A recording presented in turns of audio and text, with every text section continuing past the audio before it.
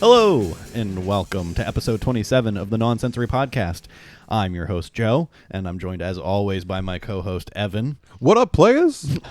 We've recently partnered with the good people at Gaming Access Weekly, and you can find our podcast, along with all the latest gaming news, editorials, and reviews at gamingaccessweekly.com. You can listen to us in audio form on Spotify, iTunes, Google Podcast, and Stitcher. If you'd like a little more visual stimulation, please head on over to our YouTube page, like and subscribe, and click the bell to receive notifications whenever we put out new content. You can find us on Twitter at Nonsensory1, on Facebook at Nonsensory Podcast, and please come join us for our weekly Tuesday stream at 7:30 p.m. Eastern Time. Do it. We are doing a run of RE2 currently. Oh, I'm loving Joe's Squeals of Terror. Come check us out, please. It'll just be grand. Finally, please support us on Patreon by going to patreon.com/nonsensorypod. We have 4 tiers of membership ranging from $1 to $20 and perks ranging from getting to vote in polls to getting to read a personal greeting at the start of our show. Evan, I think with that out of the way, what do you think about this question of the day? Yes, hit me with your question, Joe. I'm ready. This is another food question. We're all about food here at GAW, or at GAW, at Nonsensory Podcast. So, yeah, we really are, because we're like, after the show every week, we normally make food. Not every week, but do some crazy cooking. Most weeks. Yeah. If you'd like to see some of our cooking, by the way, let us know. Because we could definitely hit us up on Twitter, or leave a comment, or send us an email at nonsensorypod@gmail.com. Because it's another one of our great passions. Love cooking. Okay, so sorry. With that out of the way, what is the perfect sandwich to you, Evan? The perfect sandwich to me.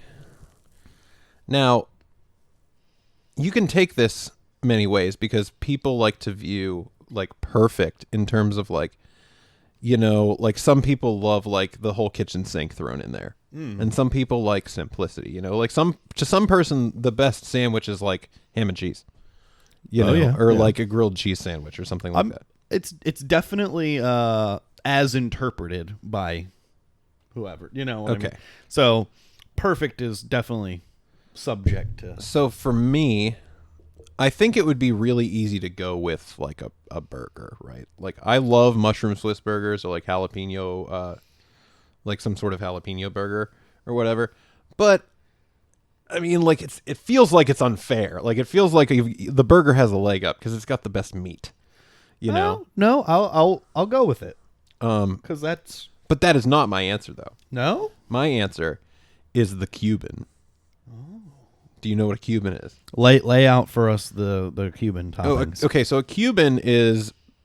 And it's tough because it's hard to find Cuban bread, at least where we live in Pittsburgh. Like I have no idea where I can get like Cuban bread, but it's mostly like it's like Italian bread almost. Have you tried looking at Breadworks? Shout out Breadworks. I have not tried working at Breadworks. I should try working at Breadworks. Maybe they'll teach me their Cuban bread recipe. But it, you know, for all intents and purposes, it's just like a white bread that's kind of like it's, you know, like an Italian bread. It's mostly soft, but it toasts well. Okay. And it's got layers of pork, which are, you can either slice the pork or you can shred the pork, but it's usually like some sort of like cumin, garlicky, rubbed pork. Then they also double down on the pork with slices of deli ham. And then they do Swiss cheese, pickles, and Dijon mustard. See, that sounds delicious. I mean, I don't do the pork thing, but like that sounds amazing. Well, you can make like a, you know, like a different version of it, but the key to it is that it's like a panini almost, you know, where they smash it in the griddle. And, it's fantastic. See, I've noticed a thing with pork in that, like, whenever you order anything with pork or you see it on a menu, it's never just like this one form. It's always like every form you can have pork in is on thing. It's like the universal meat. You can do whatever with it. So my perfect sandwich, I worked at a country club at one point, and while I was there, I developed my all-time favorite sandwich, and I like any opportunity I have, I make it. I do, and like I'd literally eat it every day when I was there. It's 2 slices of toast bread, mayonnaise on one side, butter on the other side. Ooh. And then it's Butter as a condiment. I am down with it, by the way. and then it's provolone, 2 slices of provolone, 3 slices of sliced turkey, lettuce, tomato, and red onion. Very finely sliced, like very like paper thin red onion. Is that it? And that's it. Toasted. Simple, like we were talking about. Simple, but like when executed well, I'm sure it's fantastic. So good. Now that my tastes have changed a little bit, I might experiment with a little bit of like Dijon or something. Oh, I was wrong, by the way. The Dijon is the typically I use Dijon, but typically it's with like just plain yellow mustard on the Cuban, which is weird. Yeah. Also, I feel like it's sacrilege for me to not shout out the Pittsburgh sandwich. Like the Permanis sandwich, like the steak sandwich, but the fries and the coleslaw on top on the thick cut with Italian bread with an egg. If but that's the if you're not from Pittsburgh, look it up, look into it. It's excessive, but also fantastic. Yeah, it's good, but it's completely opposite of simplistic. It's just cram it on. It is the whole kitchen sink. It's like they wanted to. The origin of it is that they wanted to be able to throw like your whole sandwich, like instead of giving you a steak sandwich with a side of slaw and a side of fries, they just threw the whole thing onto the sandwich, and then you just took it and go. And that was like what construction workers got all the time in Pittsburgh, like steel workers. Yeah, which makes sense. Yeah, I mean, beautiful. So with that being said, if you guys have a favorite sandwich of your own, we would like to hear feel about free it. to tell us about it. Maybe give us like a little recipe if you got it or something. I don't know. We're always in the mood for more adventurous food adventures. So. Oh yeah, absolutely. Does the hero or gyro, as some call it, does that count? Oh yeah. Oh man, I love me a gyro. See, I'm just my whole body is like just fill me with sandwiches, bro. With all that out of the way, though, you want to get into last thing I'm going to say. Yes. So the question was, what is the perfect sandwich? But I think we can say that a little bit differently and say the sandwich is the perfect food. Yeah, I would say so. Of anything, like, give me a sandwich. I'm all about the sandwich. You can literally get like every food group in there, pretty much.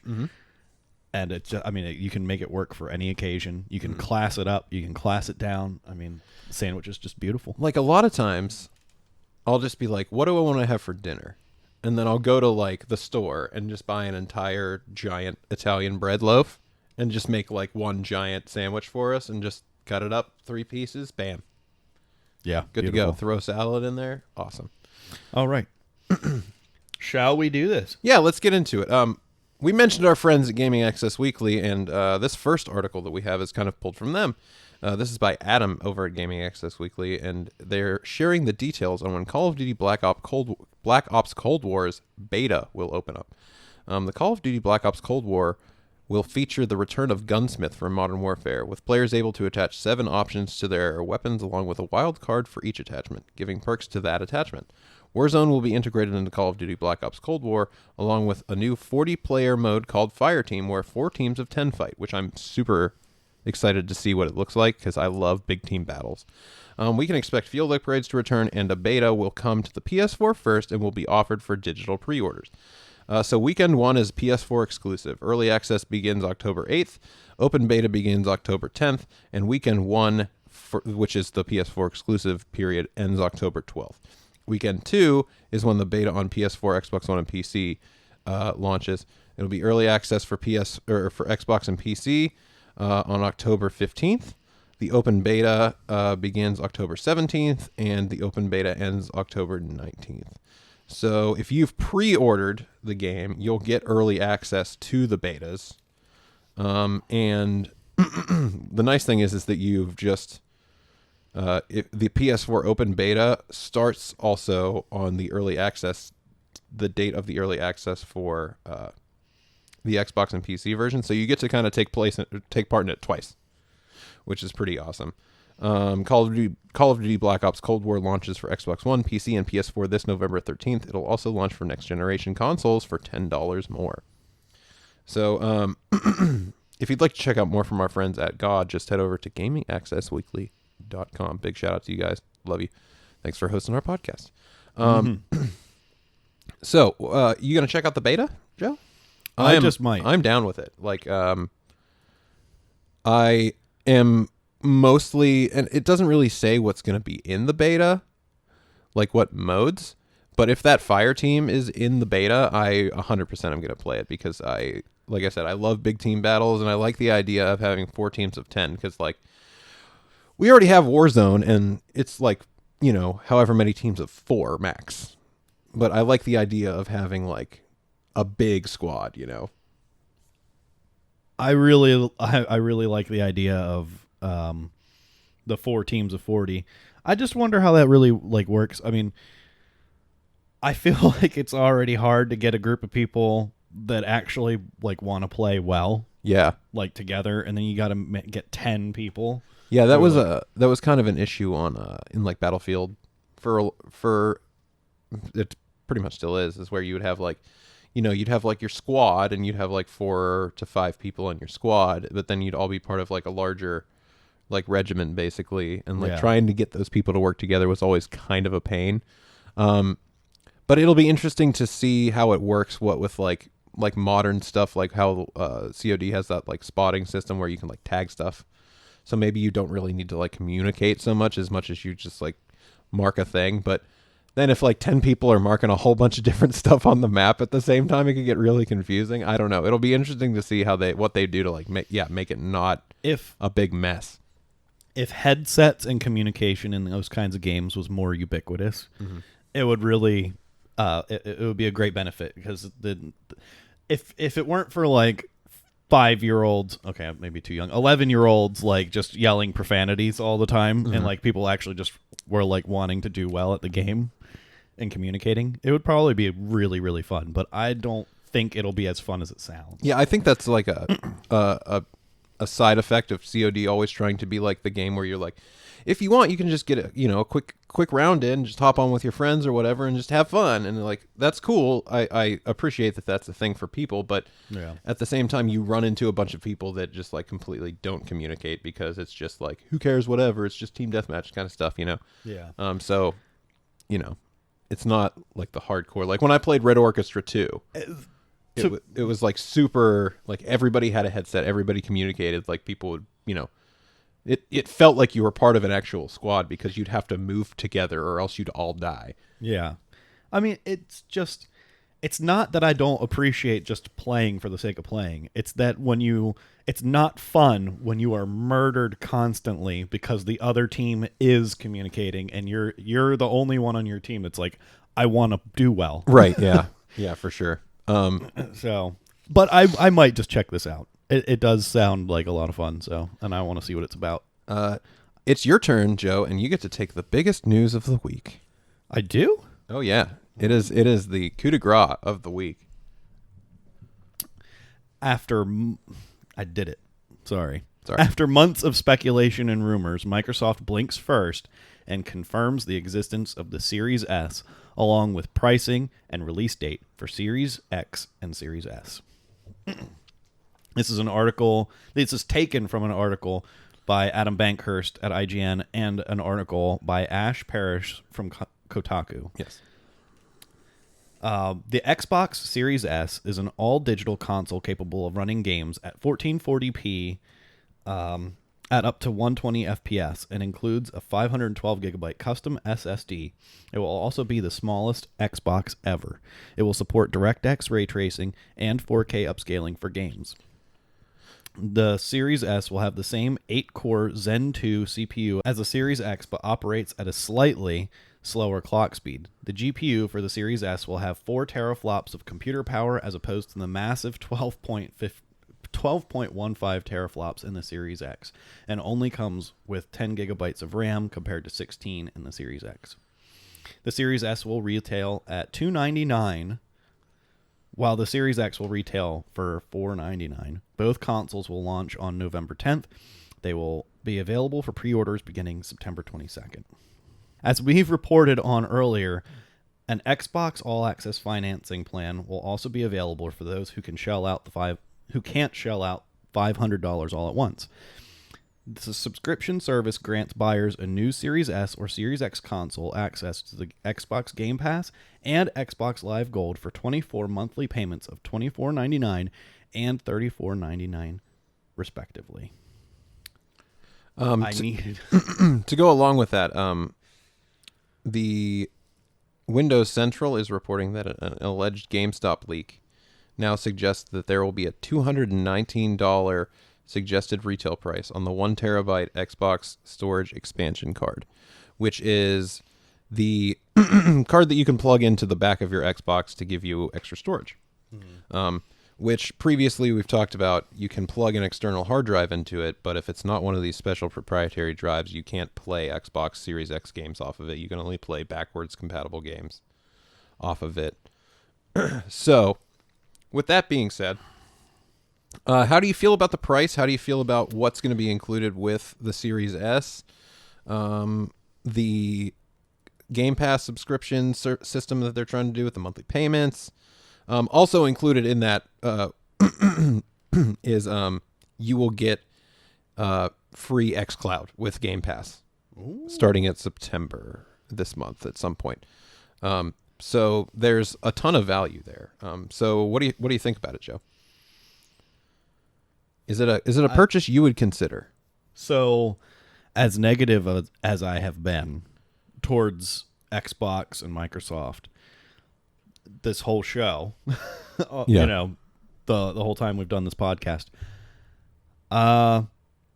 this is kind of like a killer blow. Like, this is a haymaker. This is a home run, I think. Yeah. Oh yeah. Like, as soon as we talked about this when they first announced it, you and I talked, and you said about this, the plan for like the financing plan, as well as like it's only $300 if you want to go for the Series S, and like it's really not expensive, $24.99 or $35 for the other one.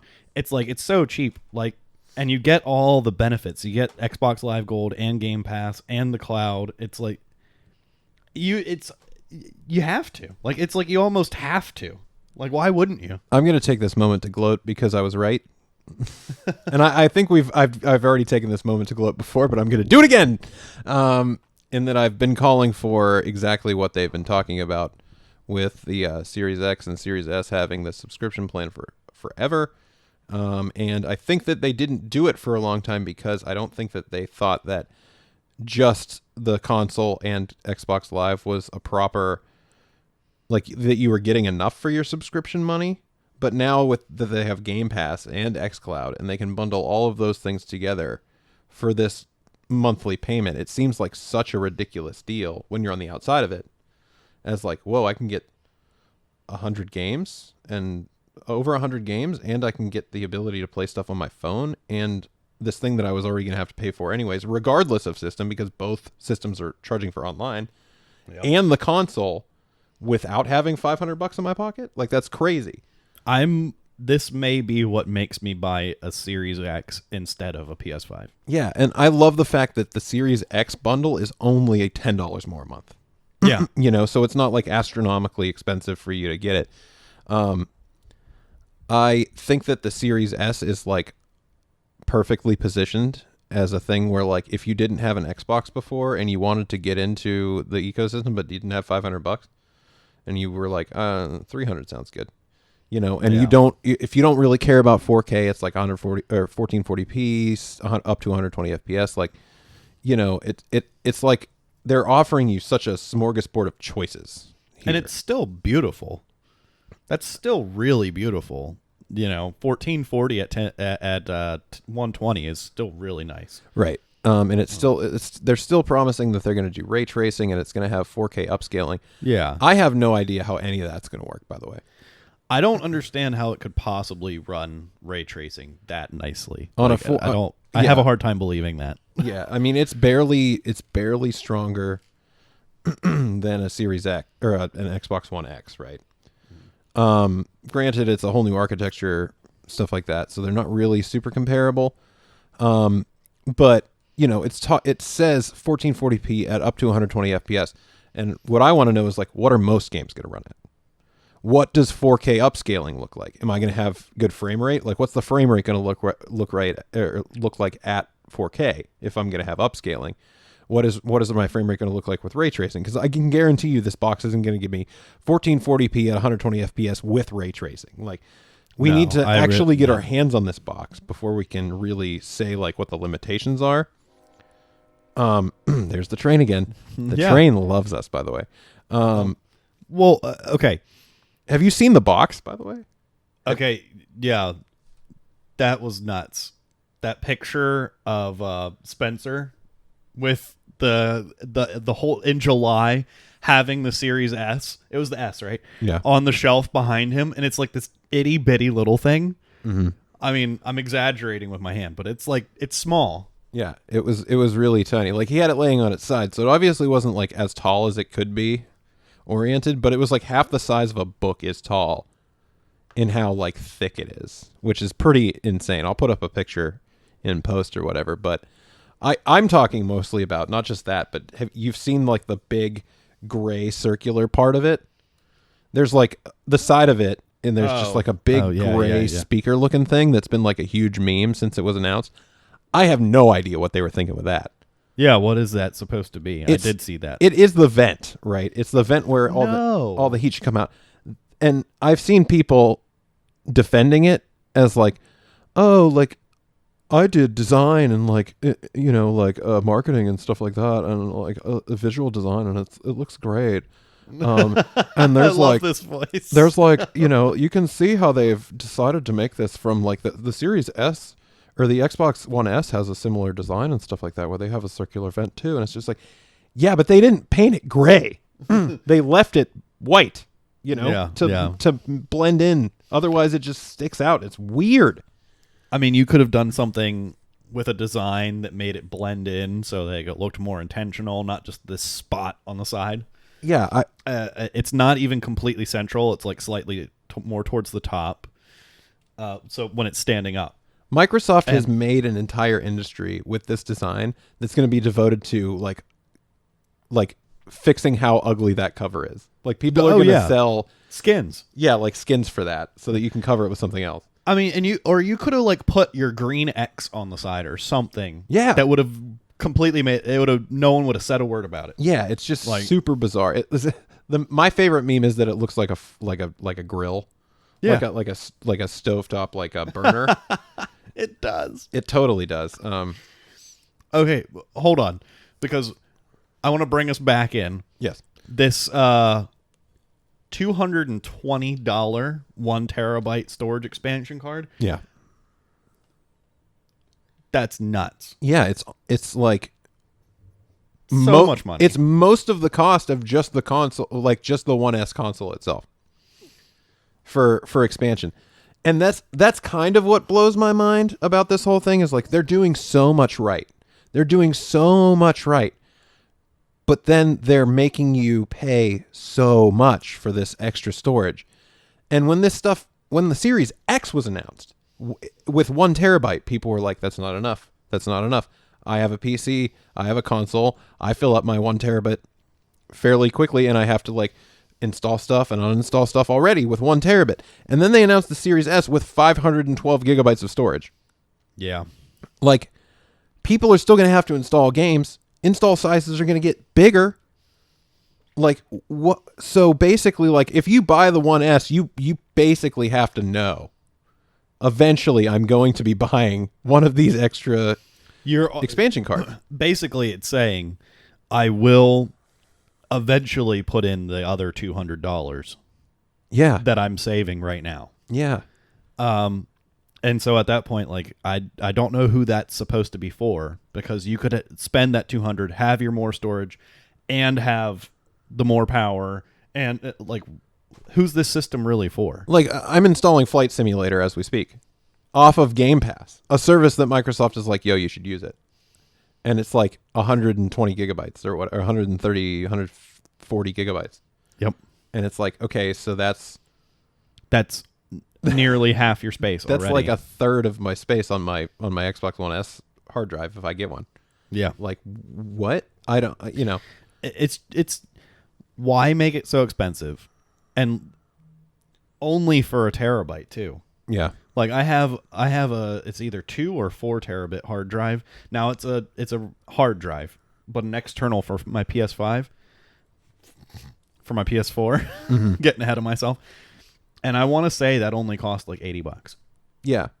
Well, I mean, this is going to be like, these are way faster than what you can get in like an external drive or like a mass storage kind of regular hard drive. I get that it's more expensive, but people don't care.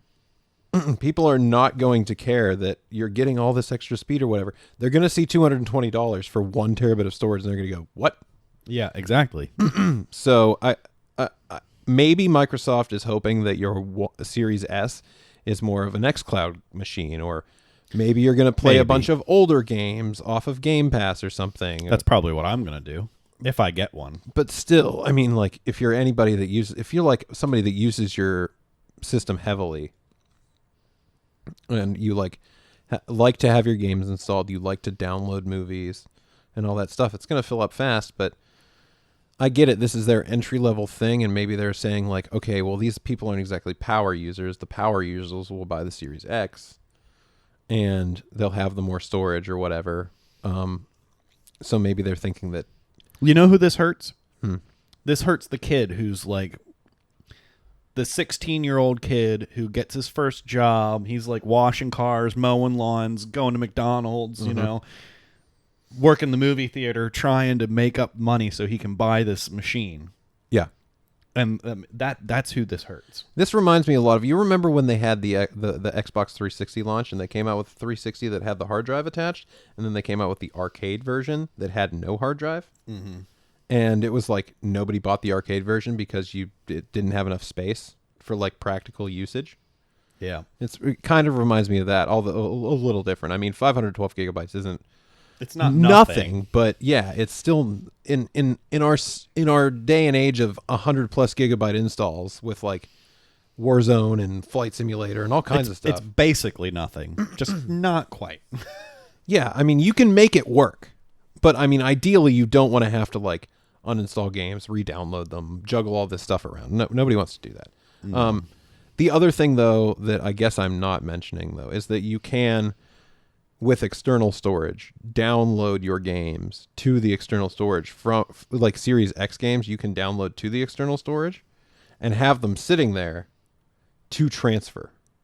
Right. So if you are somebody like, so you can kind of eliminate the need to re-download, but you're still going to have to, delete the game that's on your hard drive that you are going to get rid of to play this other game and then transfer it over and stuff like that from your external if you want. But it's, so you're not going to have to do 2 steps for everything if you're smart enough. Like if you plan enough and you're like, I'm going to want to play this game later, I'm going to have to get rid of this game, I'll just download it now, save it to the external, save myself a bunch of time or whatever. But I just wanted to point that out. So the downside is that you just can't play it from the hard drive unless you get this one. Yeah. So, and this subscription service that they have turns it, for me at least, from my perspective, into an impulse buy thing. Yeah. Where if I have a PS5, even if I'm somebody that's like, I want a PS5, even after hearing all of this, after I have it, if they come out with something awesome that I'm like, I really want to play, it's $35 if I want to play it really that bad, I can go and just... That's exactly where I'm at. Yeah, it's like all of a sudden it puts it well within grasp. I mean, this just might be what I do because it might be a while before I can afford to buy a PS5. Right. So this might be my way into if you're next like, gen. I can afford $35, Yeah. Then you just get that, and then, I don't know. it's easier for me to justify a purchase like that, especially when it's like, oh, it's $35 spaced out. I won't feel it like I will a $500 purchase. Yeah.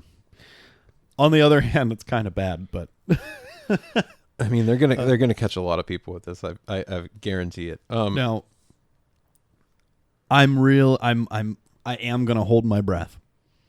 I really believe that Sony might just offer something similar. It probably just won't be as cool and include like the subscription services and stuff. But they might make it so that you can finance the system, which would be enough for me to put it back ahead. Well, this could get into a very long discussion. Yeah, maybe But I will say that a lot of what Microsoft is doing is not proprietary, right?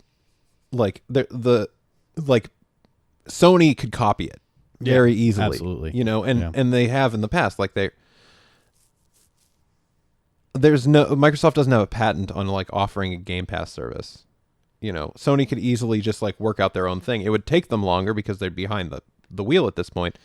But if they just look at it and go, well, this is their strategy and it's working, and we could capitalize and offer our own form of Game Pass or our own subscription service and stuff like that, then so like Microsoft is ahead and is offering these things that Sony isn't, but it's only ahead while it's ahead. If Sony eventually offers something similar, then you're kind of taking away a lot of the appeal of their console. And so for me, I have to think that Sony has something, is at least considering it.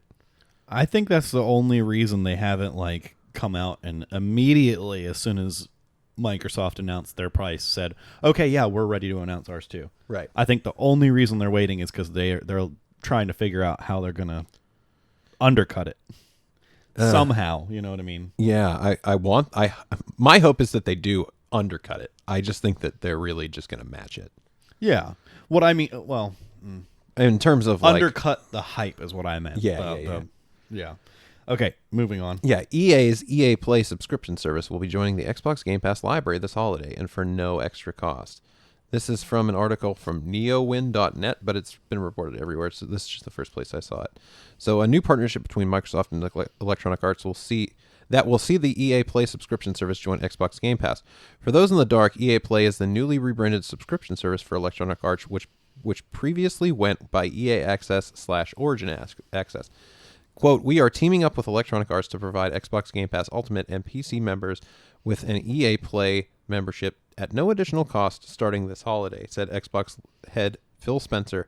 Xbox Game Pass Ultimate members gain access to EA Play on Xbox One and Xbox Series families of consoles, as well as Windows 10, while the Xbox Game Pass for PC subscription holders will only get access to the Windows 10 EA Play variant. Here are the main features of the partnership that Xbox Game Pass members will enjoy. More than 60 of EA's biggest and best console and PC games like FIFA 20, Titanfall 2, and Need for Speed Heat, as well as titles from some of EA's most popular franchises like Battlefield, Mass Effect, Skate, and The Sims. Exclusive in-game challenges and rewards, special member-only content, discounts on EA digital purchases for DLC, games, and more. Access to trials of games for up to 10 hours from best-loved franchises and top titles like Madden NFL 21 and FIFA 21. Not only will EA Play titles be available on console and PC this holiday, some of the best EA Play games will also be available for Xbox Game Pass Ultimate members to play on Android devices via the cloud at no additional charge. Other than the holiday 2020 window given by Microsoft, a specific date has not been given for when EA Play will join Xbox Game Pass. So, how do you feel about that, Joe? That's another big punch in the face, man. Microsoft has been swinging and swinging. This is it's wild. Yeah, it's crazy to me that that it's going to be no extra cost. Yeah, either. Right now on PC we're enjoying Game Pass at $5 a month. It's going to be $10 a month when it comes out of beta. But still, even for $10, all the stuff that's on Game Pass and all the stuff that's on EA Play, it's still just an amazing deal.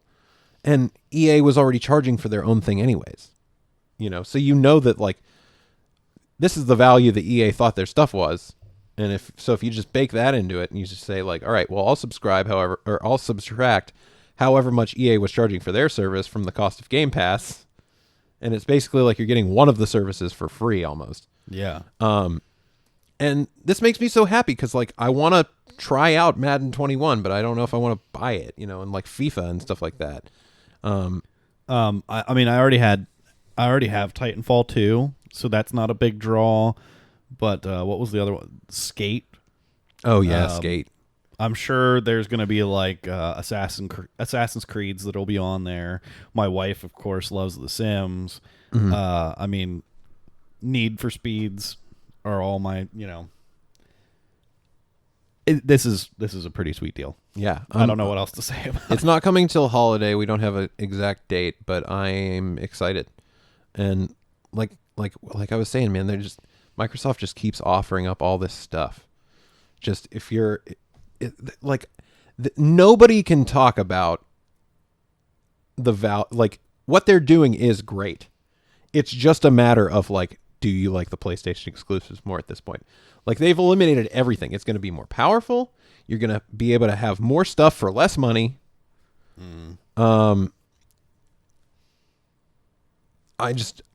Honestly, other than brand loyalty and really liking the exclusives that Sony has, like, there really is like no compelling reason that they have for me to get that, other than like maybe you like the controller better, or maybe you like our games better. Other than that, like, Xbox is definitely the better value, the better deal going right now. I have to agree. The problem is, one, I do like the PlayStation controller more than any other controller. Like, I know a lot of people complain about having the sticks that way, like directly side by side, but for me that's perfect. Like, I don't understand that is natural the offset. to me. Yeah. I don't understand this. Like, this is good. This is great. Yeah, I don't know. And then there's just nothing exclusively Microsoft that makes me go, I need to have you know, the Xbox. There's nothing, not one game that makes me go, I need to have the Microsoft. Yeah, and you know what I mean. I need me the Microsoft. And I also have a PC, so it's kind of like, exactly. you know, all this stuff is going to be on PC. So I'm going to get to play it anyways. It's really tough. Like, I feel bad because it's like, no matter what they do, I'm kind of like, that's awesome. I'm sorry. Yeah, yeah, exactly. Like, I want to reward them for everything that they're doing, right? Like this is the craziest amount of stuff I've ever seen a console manufacturer offer at launch for you to play. And they've just done so much work since the Xbox One in changing their image and becoming like exclusively like so much about the games. It's like they've gone from being here's a game console, by the way, this thing plays games, here's how you watch TV, you know, to being like well, here's all the games, here's like 200 games if you want them for $10, here you go, you know. So I just don't know if it's for me. I don't know. I'm undecided. I think, like I said, I probably might just go with it temporarily because it's the easier one to get into. If Sony comes out and says, we can finance too, sorry. Right. Well, let's get into something that I know that you're into, and that is some Nintendo news, Joseph. Nintendo is reportedly asking studios to make Switch games 4K ready. This is an article by Luke Plunkett at Kotaku. Plunkett. Just Plunkett. Tucked away in a Bloomberg... Plunkett. Plunkett good. All right, tucked away in a Bloomberg story. Okay, for the third time. Tucked away in a Bloomberg story about Nintendo ramping up manufacturing of the Switch in the lead up to the holiday season is yet another mention of an upgraded version of the console, one that will allow for 4K visuals. The last we heard about this was only last month, but this new report goes a little further, saying that in addition to the upgraded console being planned for a 2021 release, Nintendo has asked several outside game developers to make their games 4K ready, suggesting a resolution upgrade is on its way. There's nothing new about any of this, of course, but it does push the timeline along and also conveniently gets the company's name on everyone's lips, just as we are spending the week talking about competitors' next-gen consoles. My computer just jumped down. The exact wording used is interesting, though. While you'd expect new games for a new Switch to launch with 4K visuals, asking studios to make their games 4K ready suggests some older titles, The Witcher 3 comes to mind, might be able to be upgraded as well. And if third-party studios are being asked this, then it's time to start thinking about Nintendo's own games as well. It'll be nice to play Breath of the Wild in 4K in a way that doesn't involve sitting at a desk. I have to agree. What? I think I just missed. A 4K Nintendo Switch.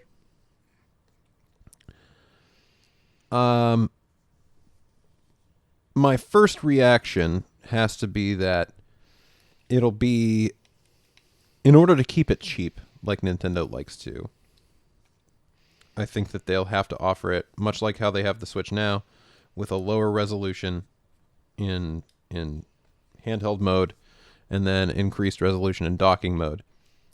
So I'm thinking 1080p while it's in your hand, and then when you dock it, it will be able to do 4K, much like the PS4 Pro, where it upscales. I have to say, like, I don't see any reason why they should upgrade from 720 in your hand.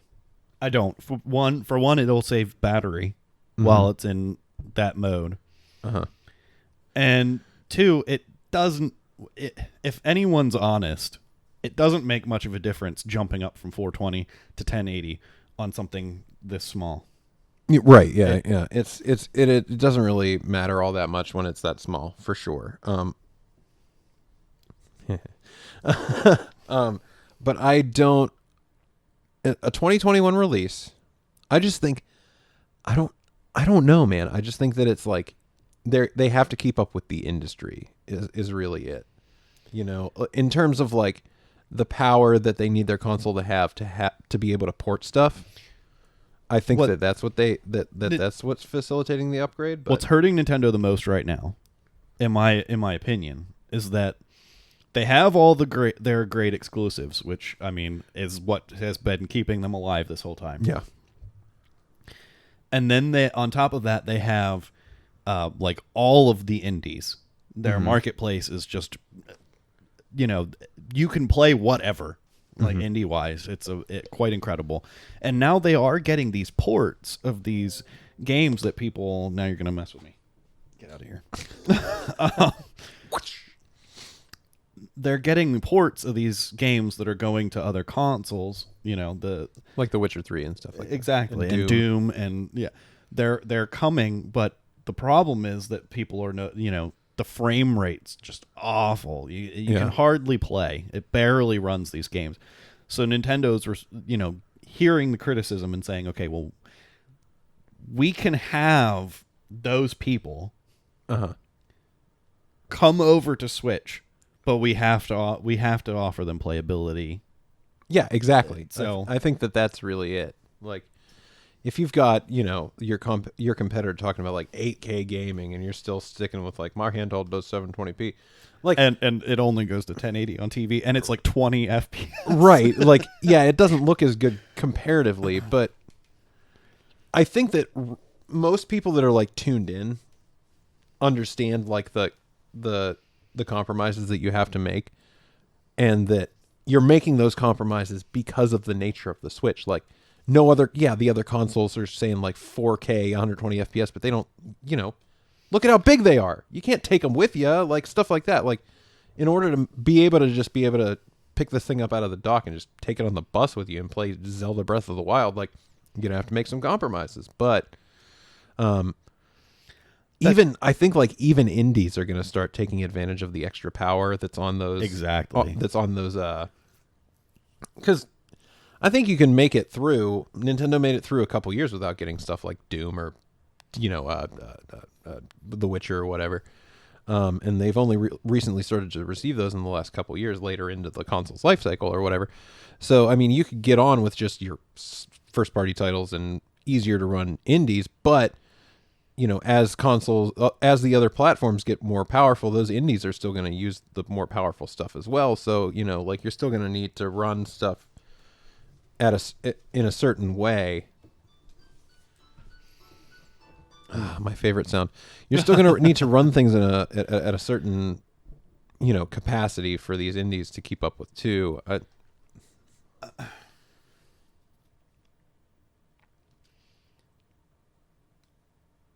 So I had thought about this when they announced this upgrade. Well, I've been thinking ever since they rumored that there was going to be an upgraded Switch. Yeah. And it's one of the things that you can do to combat whenever you dock the system, it upgrades, it ups everything to 1080 from 720. And that's why the frame rate suffers and everything else, because the dock doesn't have, if you built in, I don't know what challenges there would be in it, but if built into the dock is extra hardware. Right. So when you set it down, it now gets the boost in power as well as the upgraded visual. Mm-hmm. Then you can overcome that. But just imagine trying to hold your PS5 with a screen attached to it on a bus while you're going to work or something, and or you're on a long road trip and you're just like, yeah, here's my here's my handheld device. Right. I mean, it really is impressive. Like, thinking about the size of a system that it would take to play Breath of the Wild if we just step back 10 years. Oh yeah, that's pretty insane. So I think they deserve some credit, and this is a good step in the right direction. And I think that you have to think that it would be along the lines of like what you got with like the PS4 Pro or the Xbox One X, in terms of power when they talk about 4K, because they were offering, PS5 or PS4 Pros for fairly cheap, like a year ago, if not longer. I really should have upgraded. So for me, that just means that the technology has become cheap enough that they could, make it into a smaller thing and be able to sell it at a decent price, which Nintendo likes to do. They don't, they're not releasing a $499 console. They never have. They've always been, we want something for everyone that everybody can afford. And so I think that you're not going to see something that's even remotely close to what the Xbox One or the Xbox Series X or the PS5 is capable of, but that's not really the point. They just want to keep up. They basically want to reach the lowest point that they need to be at to stay within, port distance of these next gen consoles, while still being cheap and affordable and able to scale for such a small size. I think that Nintendo's not in the console war because they're not fighting for the same things. You know what I mean? It's kind of like they're, it kind of feels like to me, most people have either an Xbox or a PlayStation and they have a Switch. Mm-hmm. Because they're not competing for Nintendo's not competing for their for anybody. Mm-hmm. You've got, you're going to have a Switch. Right. You know what I mean? The battle that's being fought between PlayStation and Xbox is over the people who want the powerful, the most powerful thing, the most Nintendo's fighting for, I don't know how to say it. It's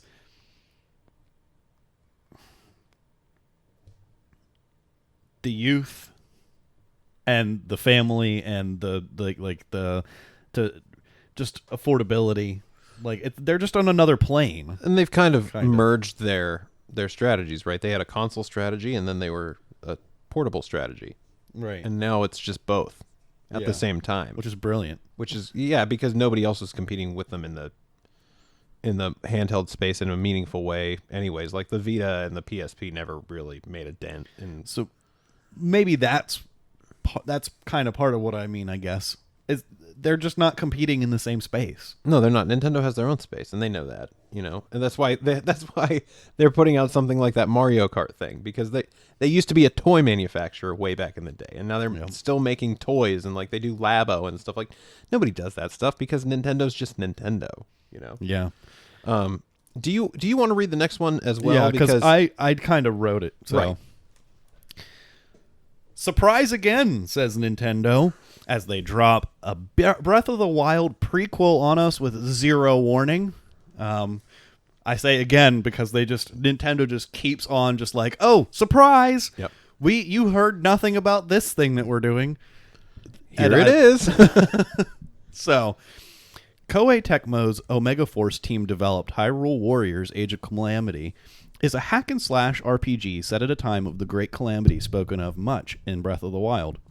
I personally didn't much care for the original Hyrule Warriors, and while this does sound interesting, Nintendo has announced a number of upcoming titles, such as Super Mario 3D All-Stars, as well as an upgraded Switch SKU that may support 4K, as we just talked about.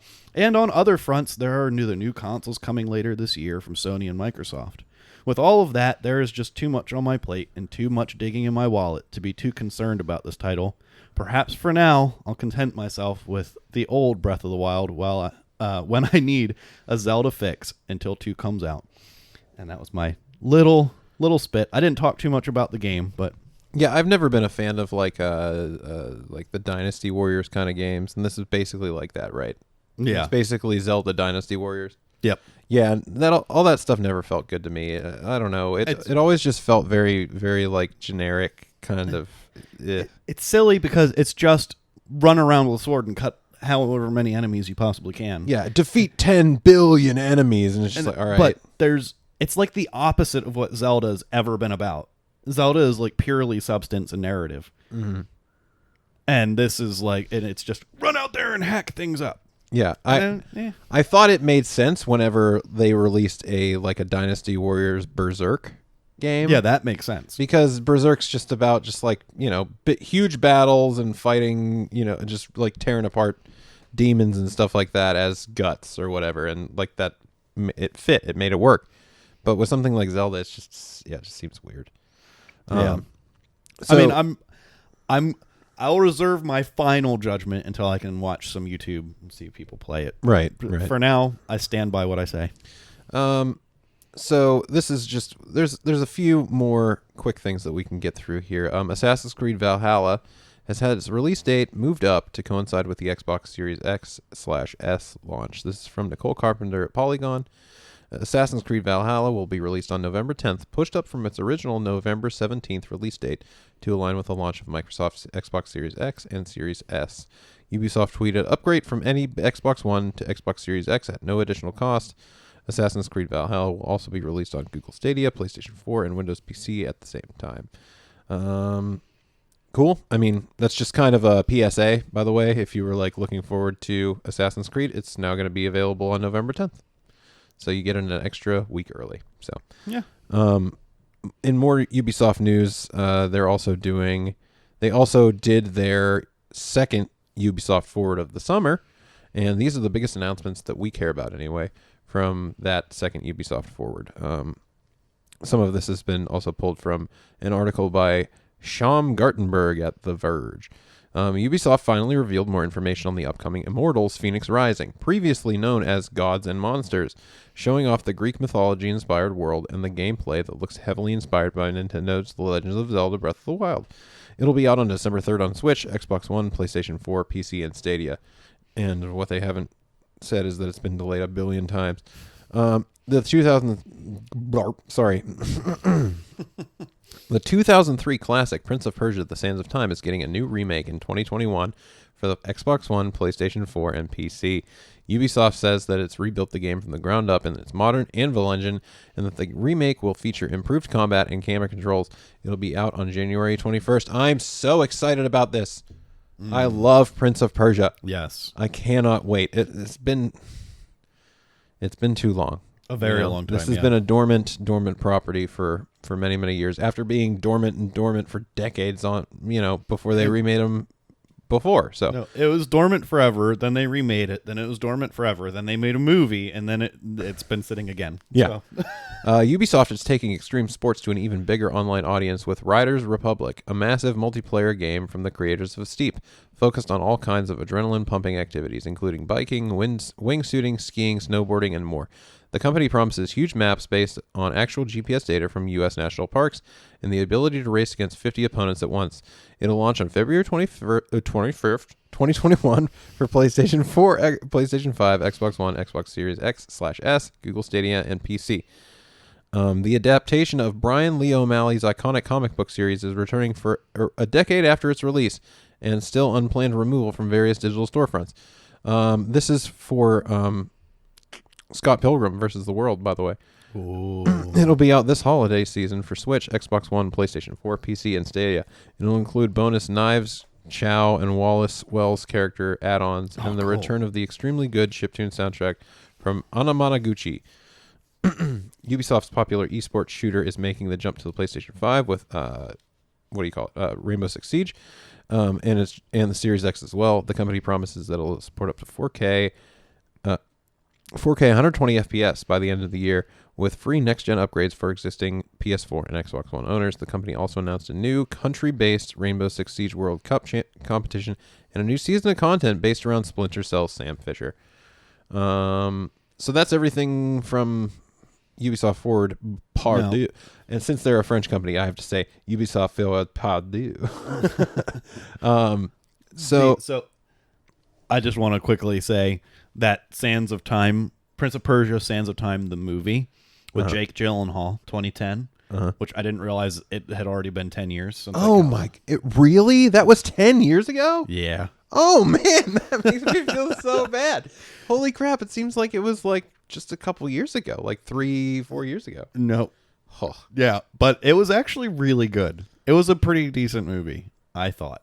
I haven't seen it. Maybe we should watch it at some point. It's got Jake Gyllenhaal. I'm sorry, but like even like a movie can be saved by him. So yeah, no, I feel the same way. I think that he's very much like a Jeremy Renner, where like, you know, like when he was in that, they tried to like reboot the Bourne movies with Jeremy Renner. And I was like, I don't know, like Matt Damon is Jason Bourne, and then he was in it. I was like, he's pretty compelling, you know. Like, there's like a bunch of good actors where like they can kind of carry movies, and I'm like, all right, I'll check it out, you know. Do you want to take the next one, Joe? Or first off, anything else from the Ubisoft forward that you're excited about? I mean, Scott Pilgrim is my stuff, so that'll be cool. So I'm really interested in that Riders Republic game. From Steep. From the Steep guys, mostly because I really wanted to play Steep and I never bought it or anything. Because like I love snowboarding games. Like I was a huge SSX fan back in the day. And I liked that it was just like, you know, this big mountain and you could just go anywhere, and you didn't really need to play with other people if you didn't want. You could just go take a ride down the mountain, and it was just, you know, it was pretty and all that stuff. This one seems to be very much like embracing the Ubisoft thing that they're trying to do with like Hyperscape and Watch Dogs Legion, where like everything's like got like this real edgy, like punkish, like pink and black and like all kinds of stuff. I wasn't into the art style of it, but I do like the idea of just being able to just like do whatever. Yeah. And it seems like that game, The Crew, where you could just, there was like a massive map and you could meet up with your friends and race. You're talking about the Need for Speed one? Need for Speed, The Crew? No, it was just called The Crew. It was The Crew and The Crew 2, but it was like a massively multiplayer racer. Oh, I know. Okay. I don't know much. And it seems very much like along those lines. Like they were like, let's make The Crew, but with extreme sports. Oh, I know. Yeah, no, I know. I've seen that. So I blanked. I'm interested in it, but really that the Riders Republic announcement just made me go, I bet you Steep's pretty cheap right now. I should probably just buy that. Yeah, I might just check it out depending on what it. I think. I thought I saw something about it recently. It was on a Steam sale recently, I think. Yeah, that's and it was fairly cheap, and I was like, I thought about buying it, but yeah. Okay. So another PlayStation 5 showcase has been set for Wednesday, September 16th at 1 p.m. Pacific time? Is that what that is? What's Yes. okay? So this is from PlayStation blog post. Before PlayStation 5 launches this holiday, we wanted to give you one more look at some of the great games coming to PS5 at launch and beyond. Our next digital showcase will weigh in at around 40 minutes and feature updates on the latest titles from worldwide studios and our world-class development partners. Tune in live on Twitch or YouTube this Wednesday, September 16th at 1 p.m. Pacific time, 9 p.m. whenever that is, and 10 p.m. whenever that is. Help me out. What is that? I don't know what CEST is. Oh, no. CEST time? That's... Well, we have Pt.2 time, and then we have best time, and then we have CEST time. Keep going. I'm Central? I think it's like finding it out. Central. I'm finding it out right now. And in any case, it is British summertime. Oh. Is that like a Beatles reference? I'm confused. British summertime. You do sing a lot. I do. I know. So yeah, you can tune in on Twitch this coming Wednesday at 1 p.m. Pt.2, which is what is just PDT? check it out. You'll find it. It'll be good. It is also it's Pacific time. Yeah. Okay. I thought Pacific time was PST. Pacific Standard Time. PDT is Pacific Dumb Time. Okay. It is also almost universally accepted that Sony will announce pricing and release date information at this event, since Microsoft recently revealed their prices. Yeah, so they've gone and like doubled down on this being like, this is going to be a software showcase, and we're not going to say the price. And it's just like, shut up. You're going to say the price. Like, when else are you going to say it? If you don't say it now, it's just like, what are you doing? Well, that makes me afraid that maybe they actually won't. Like, we're not doing it yet. And like just to spite everyone, no, we're not. No. No. But for me, it's like, if you're coming away from that, right? And Microsoft just announced all their stuff, and all this cool stuff's happening with Microsoft, and then PlayStation comes out and says, we're not announcing our price. And it's No. like, well, then something's wrong, right? What's wrong? Like, that's the first thing that pops into my head is like, okay, well, then it can't be good. Yeah, no. Because if it was good news, you'd want to dunk on them like immediately and be like, actually, ours is $50 cheaper. You know, that's why I'm afraid, because of course they're going to announce the price and the actual release date. But they haven't. If it was going to be cheaper, they would have just already did it. Yeah. Yeah. They would have. So we're going to at least see the same price or a little more. Maybe they're going in the resulting time, right? In between. Maybe they're looking at all their options. And or maybe they're waiting for this slow trickle that Microsoft keeps rolling with. It's like every day Microsoft is saying something else. So Sony's waiting so that they can say, okay, you've hit us with all these punches, and then just clocks them. Maybe, yeah. Just one big announcement reveal. Our final piece of news for the day is that Borderlands 3 is coming to next gen and will be free to current owners who own next gen consoles. It will support 3 and 4 person split screen and run at 4K 60 FPS in single player mode. So there you go. That's awesome. If you're a fan of Borderlands, it's coming to your next gen console and you won't have to pay. I haven't played Borderlands since the second. Borderlands is developed by 2K, which is a company that's also like, oh yeah, you can have Borderlands 3 for free on your next gen consoles. Also, if you want to buy NBA 2K21, which is basically just a roster update from our last game, you got to pay us $10 more. Screw you guys! Like, what is wrong with you? Like, anyhow, Borderlands 3 is also is older. My thing about Borderlands 3 is that I bought a graphics card and then I bought another graphics card for Colin, and both of them came with vouchers for free copies of Borderlands 3, and I was like, oh yeah, I'll get that. Never got them, and they expired. So I just lost 2 copies of Borderlands 3. But I guess that just shows you that I wasn't really that much interested in it anyway. No, like I liked the first one like a lot, just like everybody did. And then I liked the second one, but it was okay. And then That's a game that we could really play on stream. oh, Borderlands 2. dude, We should definitely play Borderlands 2 on stream. we should do 1 and 2. I mean, I don't own one, but I'm sure one costs like nothing on Steam. Yeah, anyways, I feel 'cause like I it's got old. it for $1. Yeah. Do they? We'll have to look into it to make sure that they do like online co-op and stuff. Yeah. Because I don't know. Like I know that 2 does for sure, but I don't know about 1. But I'm okay with just doing 2 because that would be a really fun one to stream. I mean, it's so good. well, if you'd like to check this out, you can come by our Twitch stream at twitch.tv/nonsensory every Tuesday at 7:30. And that's really going to be it for today. Thanks for stopping by and listening to us. Remember to like and subscribe wherever you're listening. Click the bell for notifications whenever we post new content. And we would like to hear from you, so comment if you like. And you can email us at nonsensorypod@gmail.com or tweet us at nonsensory1. Also, you can support us on Patreon. Just go to patreon.com/nonsensorypod. And head on over to our friends at Gaming Access Weekly by going to gamingaccessweekly.com and check them out. Give them your love and support. As always, we love you and appreciate you. And peace. Have a good week. Be easy.